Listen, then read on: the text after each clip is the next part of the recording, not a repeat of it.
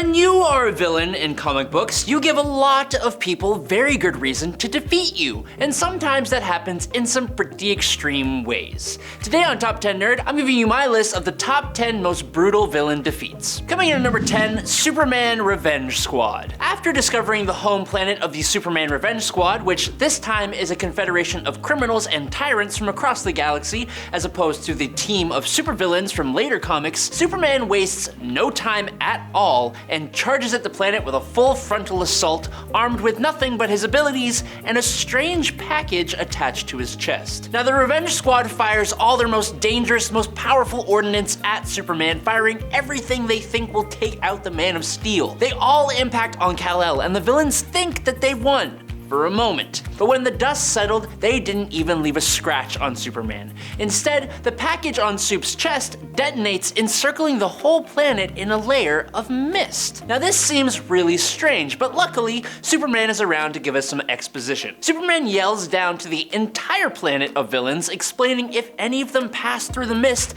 leaving the planet, they will suffer total amnesia, forgetting any hatred that they have for Superman. So, they have the choice to remain trapped on their base, being angry and upset, or they can rejoin the cosmos devoid of all grudges. Either way, Superman doubts he will ever see them again, and then he just flies back home. This is brutal, but in a wholly different way. Coming in at number 9 today is Psimon. Psimon Jones is a villain of the Teen Titans who has vast telekinesis and telepathic powers, and he is also a leader of the Fearsome Five. All of that, but he basically just calls himself Psimon, but cool because there's a silent P in front of it, so we all know that he has psychic powers.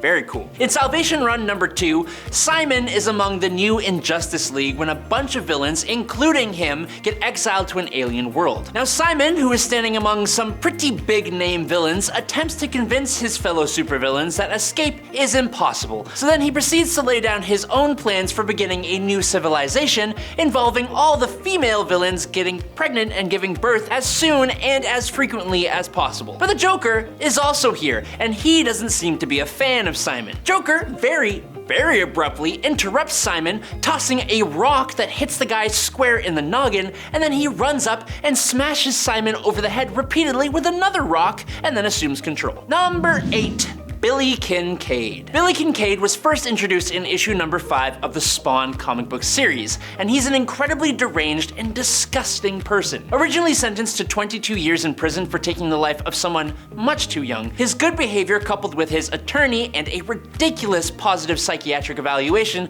saw Kincaid gain early parole after only 6 years. Now, before his passing and return as Spawn, Al Simmons had been hired as an assassin to take out Kincaid. However, he arrived just as the cops had caught this man. Al learned that Kincaid's real victim count is all the way up at 27 people, but with no solid evidence and someone covering Kincaid's tracks, he was never caught for those crimes. Now, 6 years later and out of prison, Billy Kincaid went right back to his old habits, picking up his occupation as Mr. Chili, the most terrifying ice cream man you have ever seen, and he ends up taking the life of another innocent soul. Spawn, finding out Kincaid has been freed, is able to track Kincaid down, and the next time we see Billy, he is chained up in Detective Sam Burke's office, impaled with popsicle sticks and an ice cream scoop with a popsicle shoved in his mouth, and a note, Spawn apparently attached to his body, which reads, "Boys screamed and girls screamed, so I made him scream, and scream, and scream." And that is both terrifying and good riddance, man. Number 7, Mr. Mxyzptlk. The villain known as Mr. Mxyzptlk is both incredibly powerful, but he also doesn't really do anything that bad. He's usually just a big old nuisance for Superman. In Superman Whatever Happened to the Man of Tomorrow, though, a whole bunch of Superman's villains all make their play on the Man of Steel at the same time. And when their threat is obviously ended by Superman, he is still left wondering why these villains all came together and who organized them. It's then that he realizes the only villain that wasn't amongst them was the 5th dimensional imp, Mr. Mxyzptlk. Mr. Mxyzptlk reveals himself and then goes on and on about how, being immortal, he gets really bored. Because of that, he spent the first 2,000 years just floating around doing nothing, then 2,000 years doing good deeds and being nice to people, and then he spent about 2 years being a mischievous little imp, and now he's deciding to go and start being evil. And his first evil act to kick off the next 2 millennia will be taking out Superman himself. Now, Mr. Mix reveals his horrendous true form and goes on to attack Superman. But Superman grabbed the Phantom Zone projector, and as he used it on the villain, Mr. Mix simultaneously spoke his name backwards to try and escape back to the 5th dimension. With both of those things happening at the same time, Mxyzptlk was very literally torn in half completely between both the Phantom Zone and the 5th dimension. And apparently, Superman did this completely on purpose before he went to go sulk about it. Number 6, Dinosaurus. The Viltrumites from the Invincible comic series are a race of near invulnerable, incredibly strong, world-conquering aliens, but none among them stands as strong, as invulnerable as Grand Regent Thrag. Battle-hardened over thousands of years, only the most powerful characters can even hope to stand one-on-one against this powerhouse. And David Anders, the villain known as Dinosaurus, is not one of those guys. While Dinosaurus is very strong, it's more so his intelligence that is his greatest weapon. Dinosaurus allied himself with Invincible around issue number 90 of the comic, and in an attempt on Mark's life by Thrag,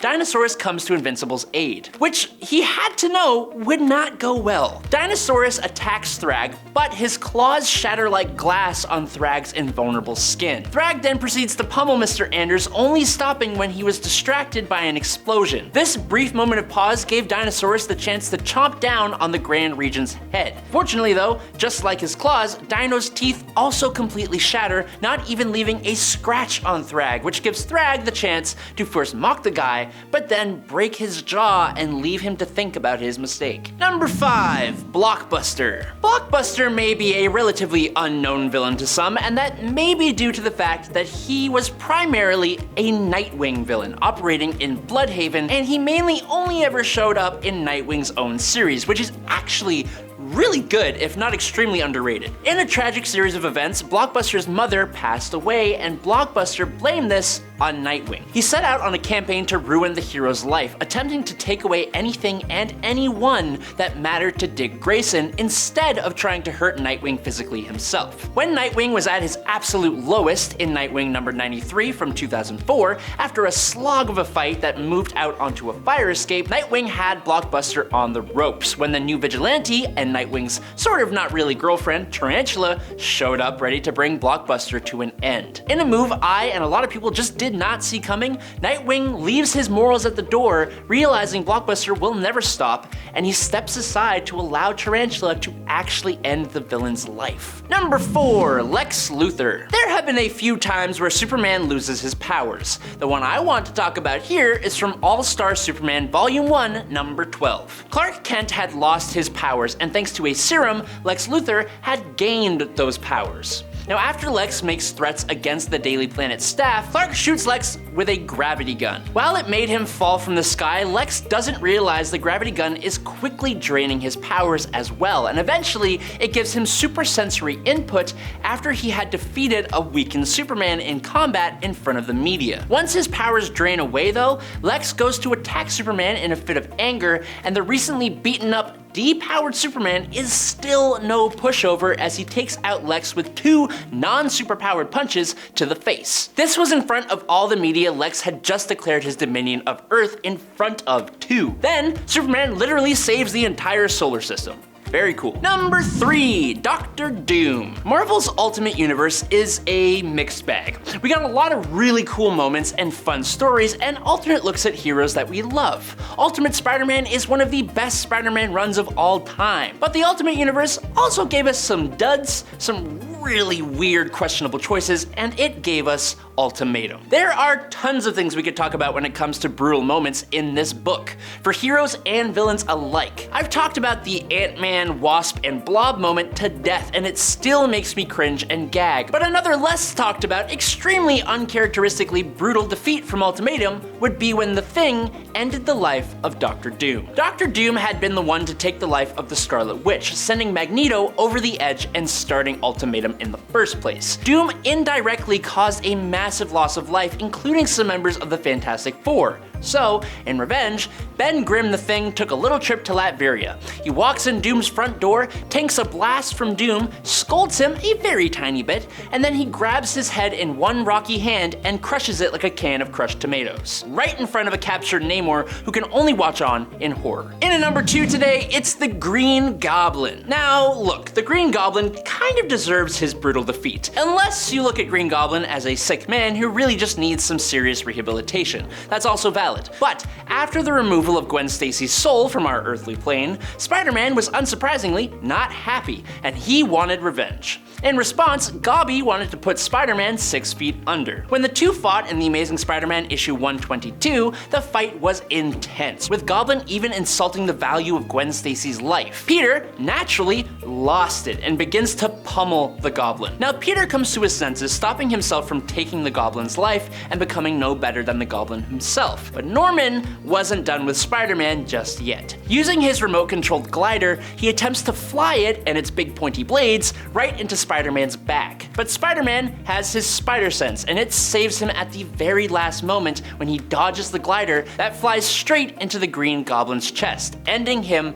very suddenly. Now Norman does recover from this wound and returns years later, but at that time it was thought to be his true passing, and the worst part is that it didn't make Peter feel any better. Goblin's accidental passing didn't mean anything. It didn't make up for Gwen's own passing, and it just left Peter feeling hollow and empty. And finally, in at number 1 today, it's the Governor. For this point, I think I'm gonna do something rather unexpected and turn to Image Comics' The Walking Dead. There are so many good villains in this comic book series, and there are also way too many brutal moments. Sometimes the two clash and give us a very cathartic, if not utterly harrowing defeat of a villain.